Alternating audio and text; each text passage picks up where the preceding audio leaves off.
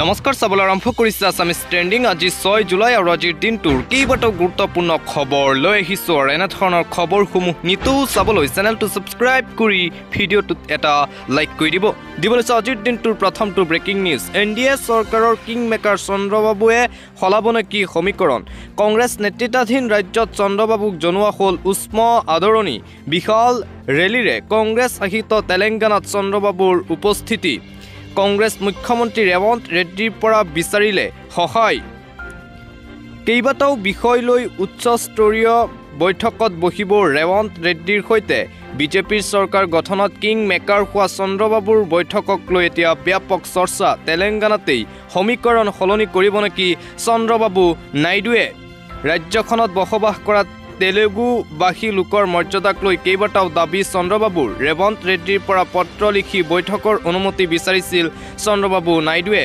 ৰেড্ডিৰ অনুমতিৰ পাছতে বৈঠকৰ বাবে শুক্ৰবাৰে তেলেংগানা পালেহি চন্দ্ৰবাবু আনহাতে কেন্দ্ৰৰ পৰা চন্দ্ৰবাবুৱে বিচাৰিছে বিশেষ পেকেজক লৈ মোদী চৰকাৰৰ ফালৰ পৰা এতিয়াও লোৱা হোৱা নাই কোনো ধৰণৰ সিদ্ধান্ত ৰাজনৈতিক মহলত চৰ্চা মোদীৰ পৰা সঁহাৰি নাপায় কংগ্ৰেছৰ সৈতে মিলিব নেকি চন্দ্ৰবাবু নাইডু দিবলৈ আন এটা অতিকৈ গুৰুত্বপূৰ্ণ খবৰ পুখুৰী খান্দি অসমক বানমুক্ত কৰিব পাৰি হাঁহি উঠা কামবোৰ নকৰিব অমিত শ্বাহ আৰু হিমন্ত বিশ্ব শৰ্মাই পুনৰ অমিত শ্বাহ আৰু হিমন্ত বিশ্ব শৰ্মাক লৈ গৌৰৱ গগৈৰ মন্তব্য পুখুৰী খান্দি অসমক বানমুক্ত কৰিব পাৰি 50টা পুখুৰী খান্দিলে অসমৰ বানপানীৰ সমস্যা সমাধান হ'ব গৃহমন্ত্ৰী অমিত শ্বাহৰ অদ্ভুত সূত্ৰক উভতি ধৰিলে কংগ্ৰেছ সাংসদ গৌৰৱ গগৈয়ে কেনেকৈ পুখুৰী খান্দিলে বানপানী নোহোৱা হ'ব অমিত শ্বাহে অসমলৈ আহি কৰি দেখুৱাওক অমিত শ্বাহে প্ৰমাণ কৰি দেখুৱাওক বানমুক্ত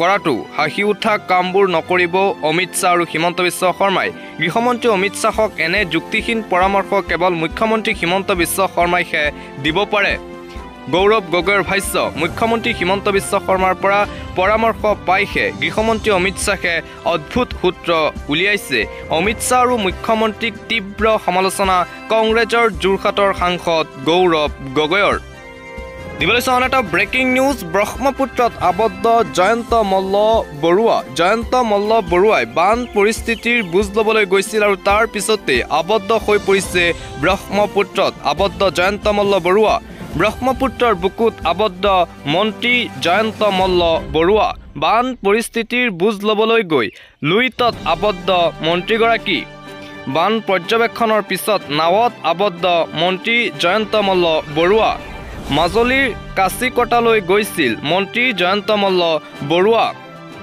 বিধায়ক ভুৱন গাম জিলা আয়ুক্ত কাবেৰী শৰ্মাও আবদ্ধ মন্ত্ৰীগৰাকীৰ সৈতে ব্ৰহ্মপুত্ৰৰ বুকুত এইবাৰ আবদ্ধ মন্ত্ৰী জয়ন্ত মল্ল বৰুৱা দিবলৈ আন এটা ব্ৰেকিং নিউজ আদানীৰ পৰা ভূমি উভতাই ল'ব বিজেপি চৰকাৰে আদানীৰ পৰা 108 হেক্টৰ ভূমি উভতাই ল'ব বিজেপি চৰকাৰে আদানীৰ পৰা ভূমি উভতাই ল'বলৈ বিজেপি চৰকাৰক নিৰ্দেশ গুজৰাট উচ্চ ন্যায়ালয়ৰ গুজৰাটৰ কচ্ছত বন্দৰ নিৰ্মাণৰ বাবে আদানী গোটক ভূমি গতাইছিল চৰকাৰে 2005 চনত ৰাজহ বিভাগে আদানীৰ হাতত অৰ্পণ কৰিছিল 231 একৰ ভূমি চৰকাৰৰ এই সিদ্ধান্তৰ বিৰুদ্ধে ন্যায়ালয়ৰ কাষ চাপিছিল স্থানীয় লোক 231 একৰ ভূমি আবণ্টনৰ পিছত গাঁওখনত বাকী ৰৈছিল মাত্ৰ 45 একৰ ভূমি 13 বছৰ পিছত আবণ্টিত ভূমি আদানীৰ পৰা ঘূৰাই লোৱাৰ নিৰ্দেশ ন্যায়ালয়ৰ গাঁওবাসীক 129 হেক্টৰ ভূমি ঘূৰাই দিব লাগিব বুলি জনালে উচ্চতম ন্যায়ালয়ে গুজৰাট উচ্চতম ন্যায়ালয়ৰ এই গুৰুত্বপূৰ্ণ ৰায়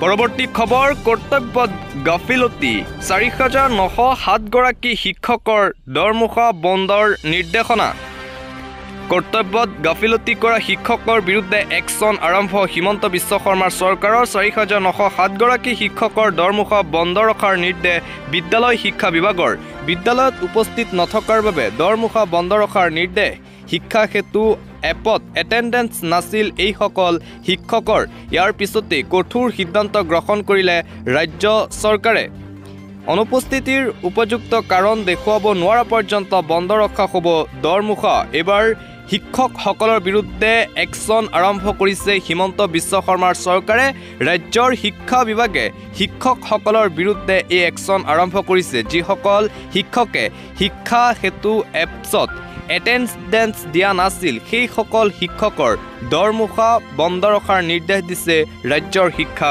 বিভাগে। দিবলৈছোঁ ৰাজ্যৰ বতৰক লৈ এটা ব্ৰেকিং নিউজ। পুনৰ ৰাজ্যত এলাৰ্ট জাৰি কৰা হৈছে। ৰাজ্য চৰকাৰৰ ফালৰ পৰা আৰু বতৰ বিজ্ঞান কেন্দ্ৰৰ ফালৰ পৰা পুনৰ বতৰক লৈ আগজাননী দিয়া হৈছে। অধিক ভয়াৱহ হ'ব ৰাজ্যৰ বতৰ আৰু অধিক বান পৰিস্থিতিৰ অৱনতি ঘটাৰ আশংকা। ৰাজ্যত ভয়াৱহ হৈ উঠিছে বতৰ। কেইবাখনো জিলাত জাৰি কৰা হৈছে ৰেড এলাৰ্ট। উজনি নামনি সৰ্বত্ৰে বানে সৃষ্টি কৰিছে প্ৰলয়। অধিক ভয়াৱহ হোৱাৰ আশংকা বানৰ মাজতে বতৰ বিজ্ঞান কেন্দ্ৰৰ ফালৰ পৰা এলাৰ্ট জাৰি কৰা হৈছে ৰাজ্যত। আগন্তুক কেইবা দিনলৈ ৰাজ্যত অব্যাহত থাকিব মুষলধাৰ বৰষুণ। ধুবুৰী, দক্ষিণ শালমাৰা, গোৱালপাৰা, কোকৰাঝাৰ, চিৰাং, বাক্সা, বৰপেটা, বঙাইগাঁও আদি জিলাত এলাৰ্ট জাৰি কৰা হৈছে। লগতে কামৰূপ মেট্ৰ', দৰং, ওদালগুৰি আদি জিলাতো এলাৰ্ট জাৰি কৰিছে বতৰ বিজ্ঞান কেন্দ্ৰৰ ফালৰ পৰা। মৰিগাঁও, নগাঁও, কাৰ্বি আংলং সকলো জিলাতেই এলাৰ্ট জাৰি। লখিমপুৰ, ধেমাজি জিলাতো এলাৰ্ট জাৰি কৰিছে আঞ্চলিক বতৰ বিজ্ঞান কেন্দ্ৰই। এইসমূহ জিলাত আৰু অধিক হ'ব ভয়াৱহ বান পৰিস্থিতি। গোলাঘাট, শোণিতপুৰ, বিশ্বনাথ, লখিমপুৰ, ধেমাজি, যোৰহাট, মাজুলী, ডিব্ৰুগড়, তিনিচুকীয়াত জাৰি কৰা হৈছে এলাৰ্ট বতৰ বিজ্ঞান কেন্দ্ৰৰ ফালৰ পৰা। আনফালে বানত মৃত্যু কেইবাজনো লোকৰ ৰাজ্যত। অধিক ভয়াৱহ হৈ পৰিছে বান পৰিস্থিতি অসমত। দিবলৈছোঁ চৰকাৰী ঘৰক লৈ এটা গুৰুত্বপূৰ্ণ খবৰ, এটা জৰুৰী খবৰ। চৰকাৰী পকী ঘৰ লাভ কৰা নাই নেকি আপুনি? তেন্তে আপোনাৰ বাবে অতি প্ৰয়োজনীয় খবৰ, কিয়নো জিলাই জিলাই মুকলি কৰা হৈছে ফোন নম্বৰ চৰকাৰী ঘৰক লৈ। বিনামূলীয়া চৰকাৰী ঘৰৰ বাবে সাজু কৰক নথি পত্ৰ, সকলো ধৰণৰ ডকুমেণ্টছ ৰেডি কৰক। ঘৰত কোনো চৰকাৰী চাকৰিয়াল নথকা দৰিদ্ৰ পৰিয়ালে পাব চৰকাৰী ঘৰ। ঘৰ নোপোৱা লাখ লাখ লোকৰ বাবে চৰকাৰে মুকলি কৰিলে বিশেষ ফোন নম্বৰ। ঘৰ দিয়াৰ নামত যদি পঞ্চায়ত সভাপতিয়ে দুৰ্নীতি কৰিছে তেন্তে ফোন কৰক। 16টাকৈ ফোন নম্বৰ মুকলি কৰিছে চৰকাৰৰ ফালৰ পৰা ঘৰক লৈ। ঘৰ নোপোৱা প্ৰতিটো পৰিয়ালে দিব পাৰিব এই অভিযোগ দিয়াৰ পাছতে লাভ কৰিব চৰকাৰী ঘৰ আপুনি। জিলাই জিলাই জাৰি নম্বৰ 9435481490। বৰপেটাৰ বাবে এই নম্বৰ। ধুবুৰীৰ বাবে 9435324338। গোৱালপাৰাৰ বাবে 7002643245। মাজুলীৰ বাবে 9954844010। নলবাৰীৰ বাবে 9957403454। তিনিচুকীয়াৰ বাবে 8135846727। মৰিগাঁৱৰ বাবে 9435082107। কামৰূপৰ বাবে 9435087980। লখিমপুৰৰ বাবে 6002767448। ডিমা হাছাওৰ বাবে 9101163526। দক্ষিণ শালমাৰাৰ বাবে 9957242309। দৰঙৰ বাবে 9954031718। কামৰূপ মেট্ৰৰ বাবে 9101220931।